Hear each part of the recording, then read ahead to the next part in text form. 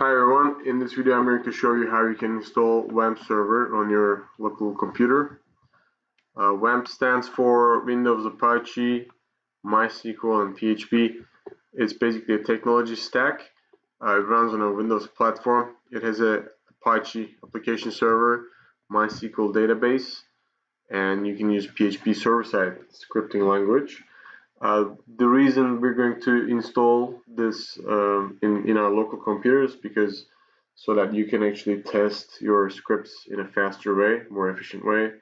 You can use the phpMyAdmin for phpMyAdmin's SQL editor to practice SQL and learn in a faster way instead of uploading your files to cloud every time.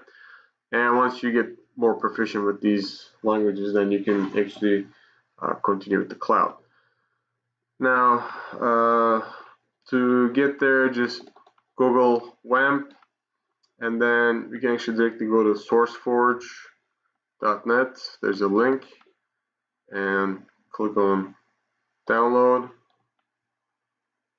Now it takes a couple of seconds, and then it will automatically start to download.